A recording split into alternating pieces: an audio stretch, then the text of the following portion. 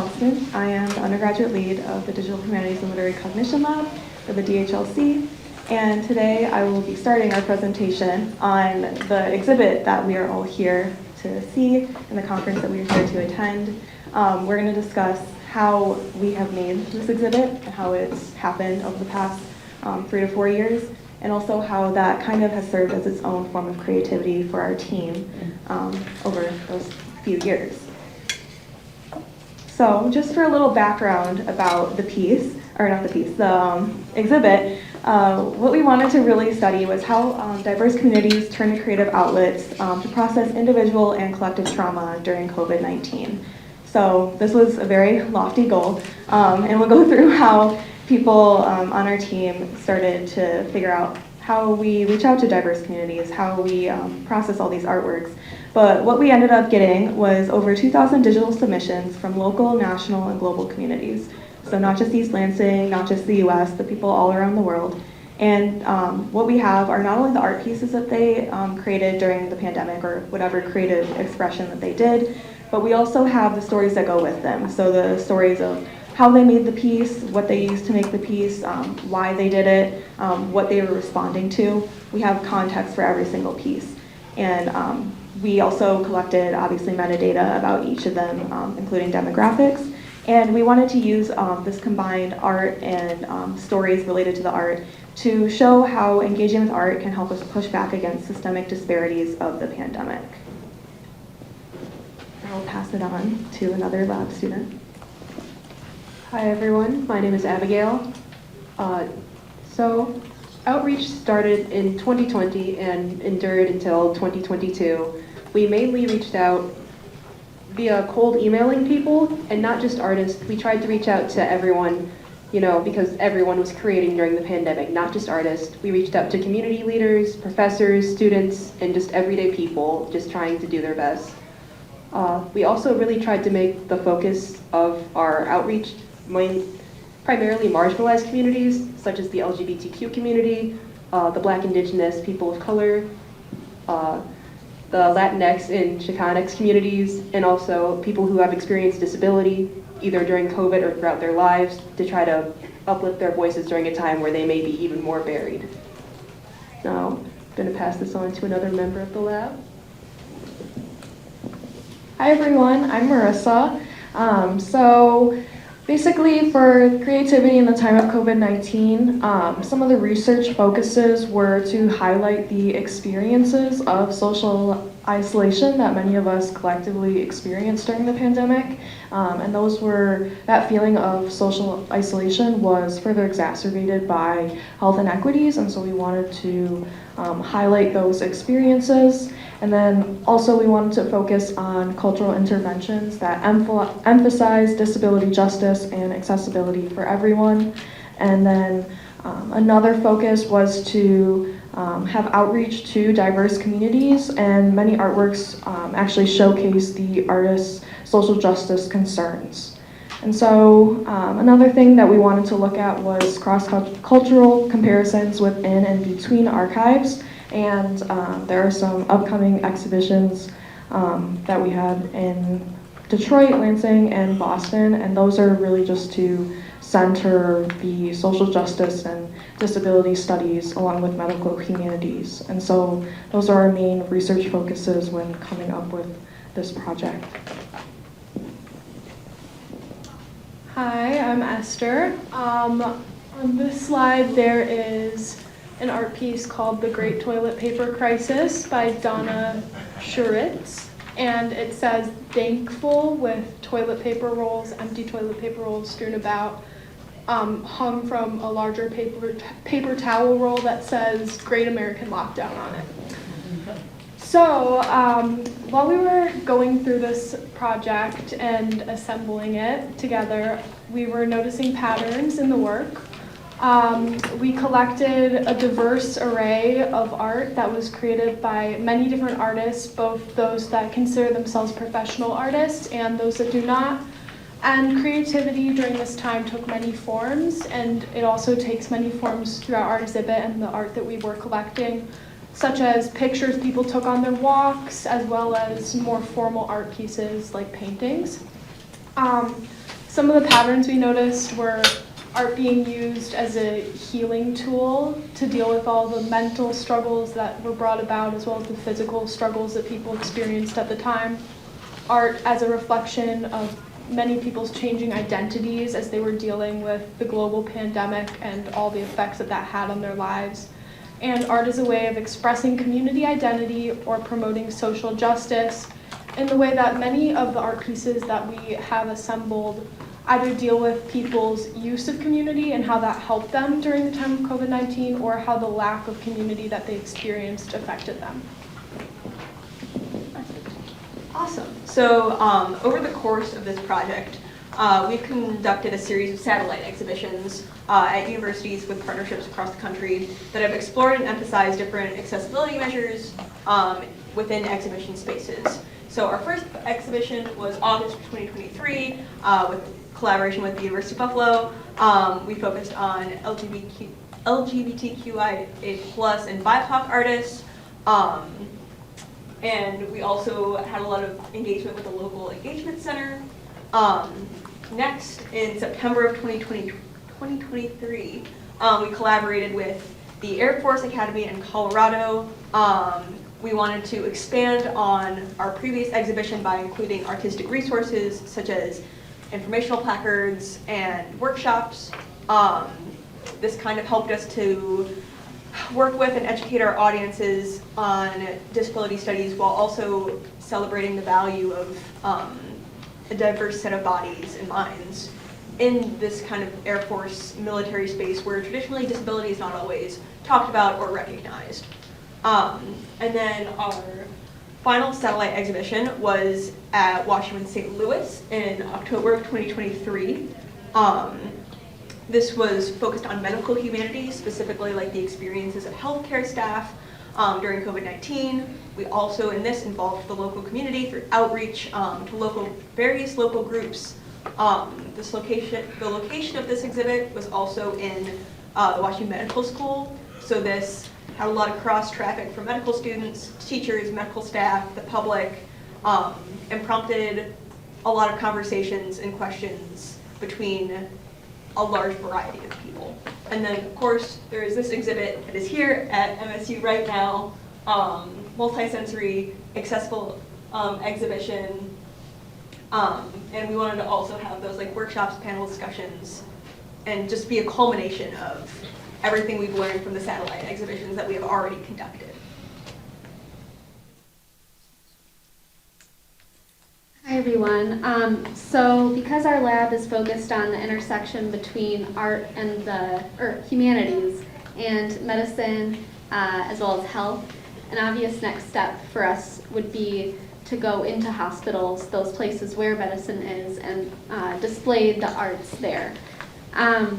So in bringing these exhibits directly to the hospitals, and by extension the healthcare workers and patients in those spaces, we're hoping to more directly allow those two subjects, the art and the medicine, to interact even more directly. So this goes back to our two original goals, which is evident in the name, creativity in COVID-19, creativity and health and medicine.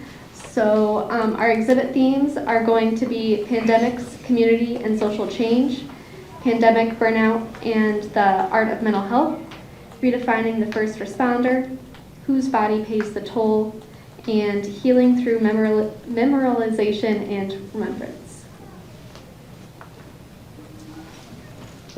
And then next is the implications slide, so just the effects and what this means, our project. And the picture that we've chosen is Jenna Hupp Andrews' Pandemic Wayfair, which there was a talk about earlier today. So we really aim to explore themes in disability studies, health humanities, mental health, memorialization, and social justice. So a culmination of all those things into one event and one project.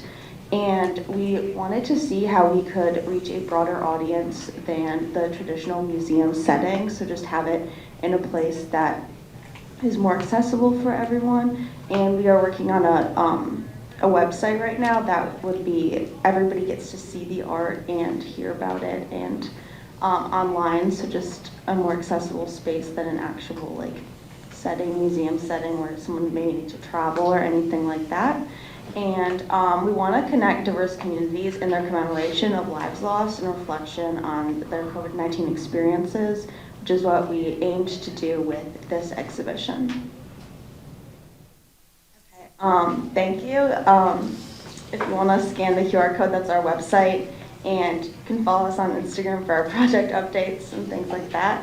And if you want to reach out to us with any questions or ideas, we have a Gmail as well. And thank you so much for listening.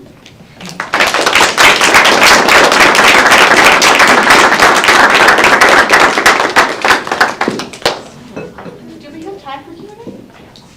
Yeah. All right, Q&A. I announced Q&A.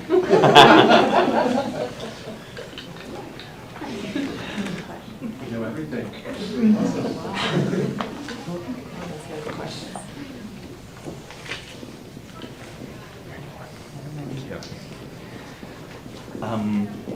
And this is a question for all of you.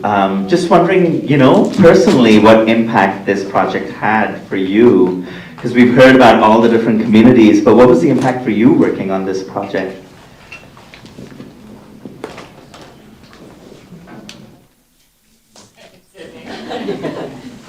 Well, is it on? Okay. Well, I've been working on this project for over 3 years now, and it's just really, from the start, it was already like nice to see how other people turned to creativity during the pandemic. Because I mean, obviously, I incorporated creativity into my life. I learned how to embroider. I did some fun stuff, but I didn't really get to see how that was happening outside of like just my own house or my hometown, anything like that. And so seeing how other people turned to it was, to me, just really enlightening. And seeing like the global scale of the pandemic, but also how many things we had in common in our response to it. And then just the process of doing all this like work, I didn't realize like how collaborative and like hands-on research could be before working on this project. And so that really, I don't know, it just opened my eyes to like what research could be. Of any other students. Thank you. Yeah, does anybody from the other teams want to respond to my question?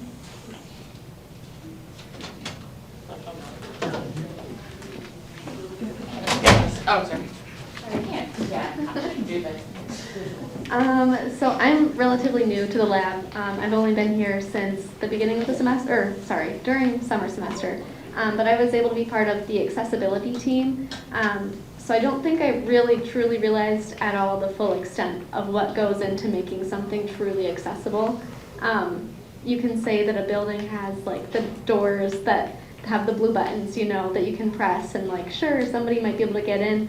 But even something that we noticed in outlining the accessibility to this building is that they have those weird little black plastic like entry door buttons, and I'm like, I wouldn't know to press that. Like, what is that? So I think it's just really small things like that this lab has opened my eyes to.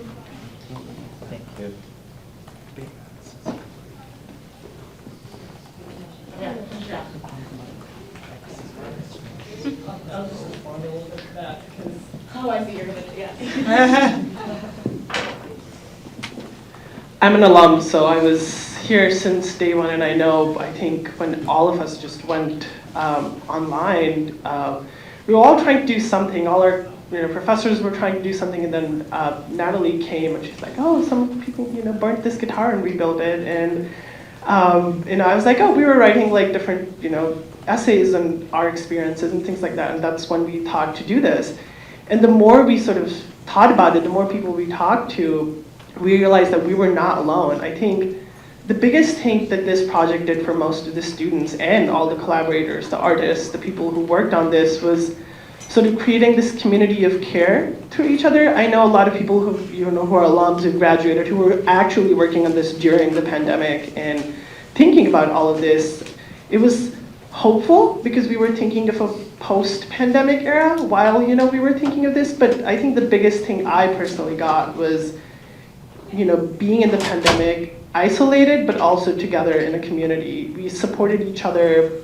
We taught, we had ideas, we became creative. And I think this project has inspired so many other people and has connected so many people to do so much important work. And we have learned a lot, and hopefully these will translate into some of the practices that can help a lot of different people, healthcare workers. And I've talked about this at the hospital where I work now, and they're all so excited about it, and they're just like, oh, we would love something like that where we could just come out of a traumatic situation and decompress and get ready for the next day. The ICU nurses who saw so much, and that's my personal experience of being in this project and going through it. So.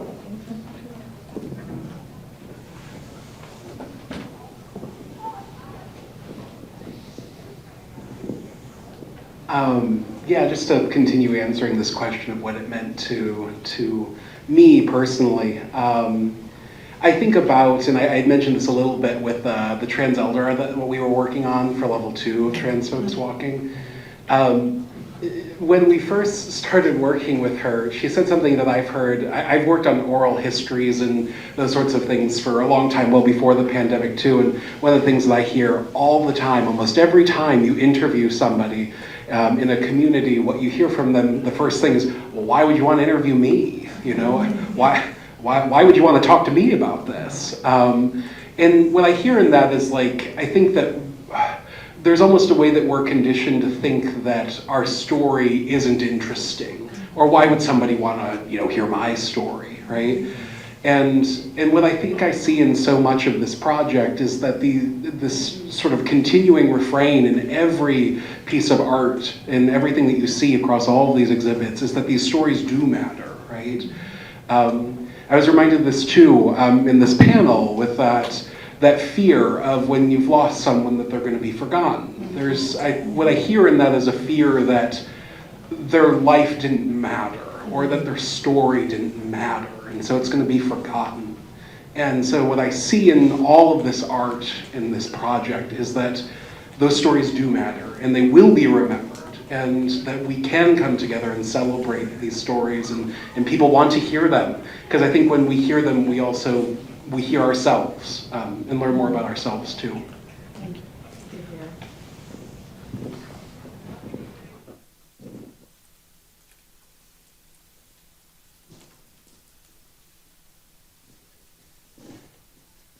Thank you so much for the presentation, everybody at the DHLC lab.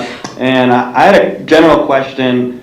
The spreadsheet of data that y'all worked with was extensive, even in multiple languages, and I would like to ask the lab members, how do you see the challenges in sorting that data? What sort of challenges did you encompass? Which challenges made you ponder the most about the data? And even from around the world gathering that data, how do you move forward in a new way to gather data better and in a more efficient manner? Okay. Well, it took a long time. We spent a few years going through that data and collecting it. And most of it happened through tagging, having people actually read every single survey response and then write not only tags for specific pieces of information, but also then writing a summary of it that we can then go quickly reference if we were going through the spreadsheet and looking for something. So we have a lot of different ways that we've tagged and sorted data so that we are able to say okay, these are pieces about medical humanities or could be useful in a medical humanities exhibition. And it just took many hours of work. That's pretty much the answer. And yeah.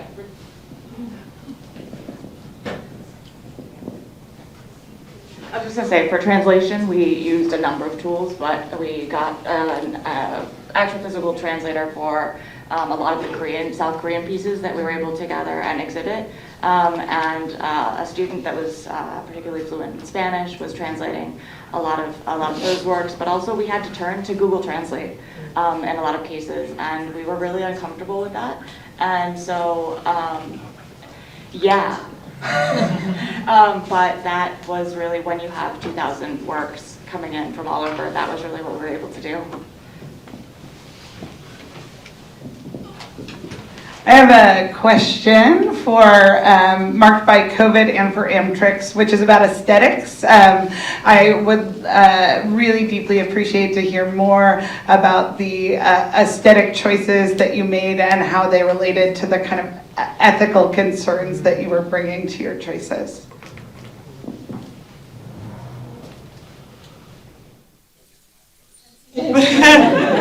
To piggyback on that question of genre, why walking simulator?